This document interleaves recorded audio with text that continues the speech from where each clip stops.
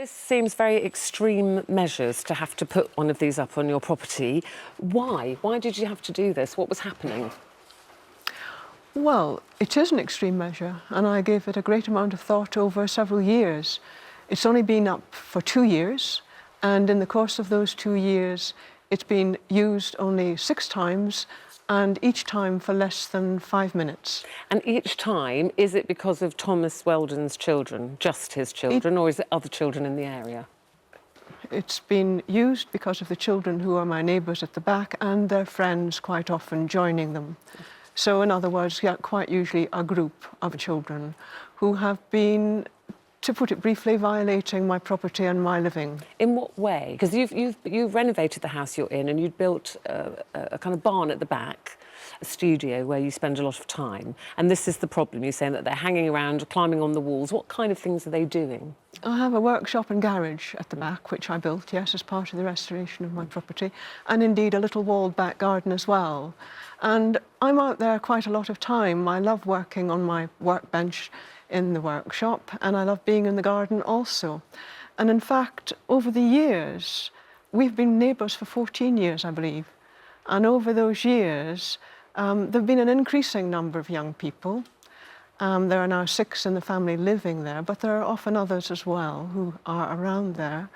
And they kick footballs at the property. The garage doors are on runners, and so when a ball or any other object, which have included scooters, BMX bikes, which they turn on my little forecourt and they smash against the doors. But then people might be saying, Lesley, look, this is just what kids do. You know, we've all got neighbours and we all have to live together and try and live in harmony. Children are going to play with their footballs, you know, in the back lane. They are going to ride their bikes. They are going to squeal with excitement sometimes. Is that not something we all have to put up with?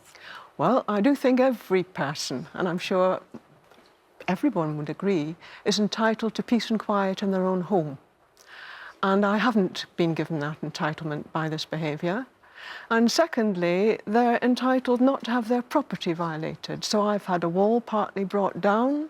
I've had marks on my garage doors. In the last few weeks, I've had paint thrown. OK, we're getting the idea of what the problems are. We're here to talk about maybe conflict resolution. Have you tried to talk to Thomas Weldon? Well, we're going to try and talk to him now, Ruth.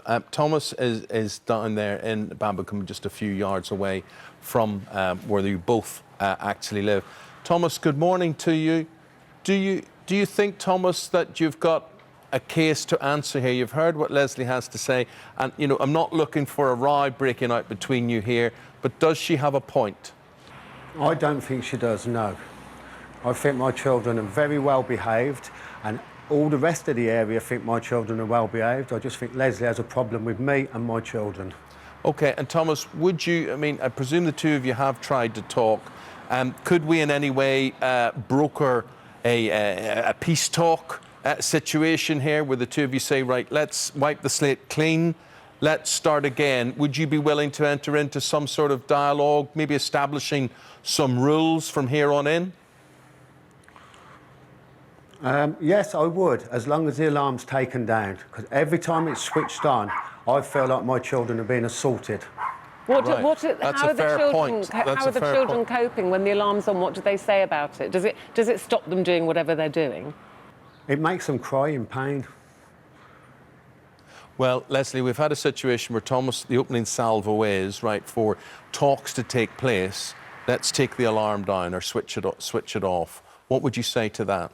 I say to that is I'm very happy for talks to take place. I have gone towards Mr. Weldon several times when I've seen him around in the back area, and conversation of a reasonable sort has been impossible.